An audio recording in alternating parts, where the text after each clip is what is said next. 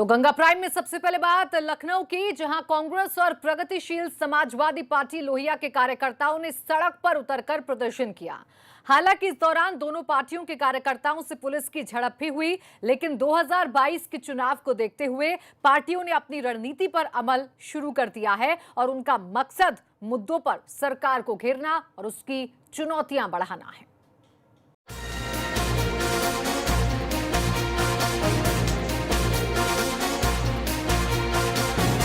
UP की राजधानी लखनऊ में सोमवार का दिन प्रदर्शनों के नाम पर दर्ज हो गया।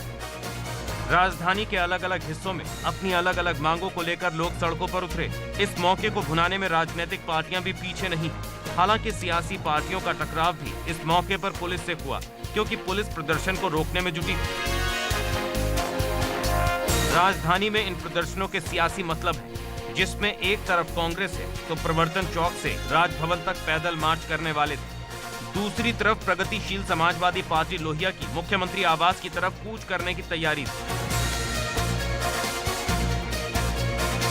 इन दोनों प्रदर्शन पर काबू पाने के लिए पुलिस पहले से ही तैयार थी। यही वजह है कि जैसे ये दोनों पार्टियां अपने अपने मंजिलों की तरफ बढ़ने लगी, पुलिस इनका रास्ता रोकने आ गई। प्रगतिशील समाजवादी पार्टी के कार्यकर्ताओं को रोकने के लिए पुलिस ने उनके दफ्तर के बाहर ही घेरा डाल दिया, बैरिकेडिंग कर दी। लेकिन जब कार्यकर्ता नहीं माने तो पुलिस को लाठीचार्ज भी करना पड़ा। वहीं दूसरी तरफ कांग्रेस के ऐलान पर पुलिस ने हरकत दिखाते हुए उन्हें घरों में ही नजरबंद कर दिया, जिसमें विधायक आराधना मिश्रा, पूर्व राज्यसभा सांसद प्रमोद तिवारी समेत कई बड़े नेता शामिल रहे। इतना ही नहीं, विरोध जताने परिवर्तन चौक पहुंचे नेताओं को भी हिरासत में ले लिया गया। 1 घंटे से ज्यादा चली इस गहमा गहमी में अजय कुमार लल्लू को भी हिरासत में ले लिया गया। प्रदेश अध्यक्ष अजय लल्लू भी पुलिस को चकमा देकर परिवर्तन चौक पहुंचा और आप देखिए किस तरह से वहां जो तमाम कांग्रेस कार्यकर्ता हैं और पुलिस ने अब अजय लल्लू को भी यहां हिरासत में ले लिया है। हम आपको दिखाएंगे, देखिए कितना पुलिस बल यहां पर तैनात है। अजय लल्लू हालांकि पहले अपने आवास पर थे, पुलिस ने अपने साथ उन्हें एस्कॉर्ट अब हिरासत में ले लिया। अजय लल्लू को यहाँ से लेकर पुलिस जा रही। तमाम जो पार्टी के कार्यकर्ता हैं वो भी अब पुलिस की गाड़ी में सवार हो गए। लेकिन ये ज़रूर है कि कांग्रेस लगातार किसान बिल का विरोध कर रही है। इसी कड़ी में आज जो प्रोटेस्ट का ऐलान किया था लखनऊ में, पुलिस ने तमाम सारे कार्यकर्ताओं को पहले नज़रबंद कर दिया था। लेकिन बहुत सारे कार्यकर्ता जो प्रदर्शन के लिए यहाँ पहुँचने लगे, उन्हें पुलिस ने हिरासत में लिया। सिर्फ लखनऊ ही नहीं बल्कि प्रदेश के दूसरे जिलों में भी कांग्रेस कार्यकर्ताओं के प्रदर्शन पर पुलिस का सख्त रुख रहा। रायबरेली में भी कांग्रेस के पूर्व विधायक को नजरबंद किया गया, उन्हें भी प्रदर्शन करने से रोक दिया गया। अनुभव शुक्ला, एबीपी गंगा, लखनऊ। उधर कृषि बिल के विरोध में किसानों का प्रदर्शन सोमवार को हुआ। इस मसले पर भारतीय किसान यूनियन ने अलग अलग जिलों में प्रदर्शन किया।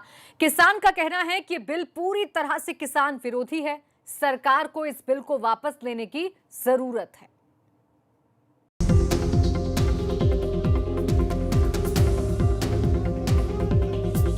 कृषि बिल के मसले पर किसानों के प्रदर्शन का सिलसिला न केवल पूरे देश में जारी है, बल्कि इससे उत्तर प्रदेश भी अछूता नहीं है।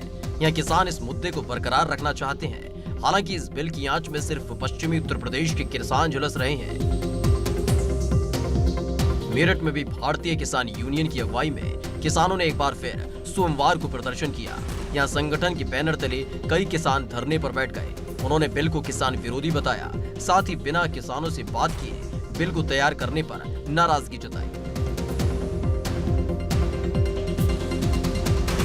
मेरठ के कमिश्नरी पार्क में कृषि बिल के विरोध में धरने पर बैठे किसानों का साफ कहना है कि सरकार ये बिल किसी सूरत में किसानों के हित में नहीं लाई है। किसानों का मानना है कि एमएसपी समेत कई ऐसे बिंदु हैं जो सीधे तौर पर किसानों को प्रभावित करते हैं। हालांकि सच्चाई ये भी है कि किसानों को इसकी पूरी जानकारी नहीं है। वो बस भारतीय किसान यूनियन के साथ मिलकर अपनी मांगों के समर्थन में धरना दे रहे हैं। जानकारी के नाम पर सिर्फ किसानों को इतना पता है कि उनकी फसल की वाजिब कीमत मिलेगी, ये बिल में तय नहीं है।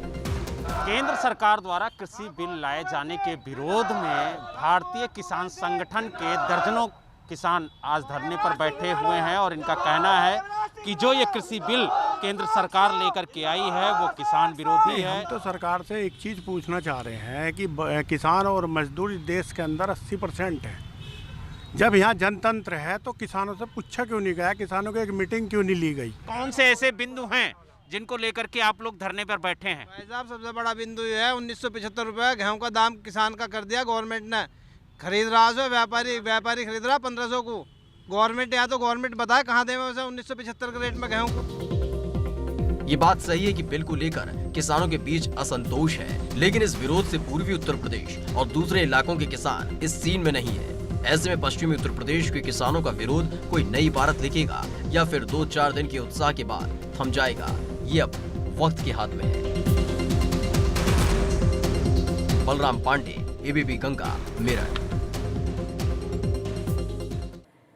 वहीं मुरादाबाद में तैनात डीपीआरओ राजेश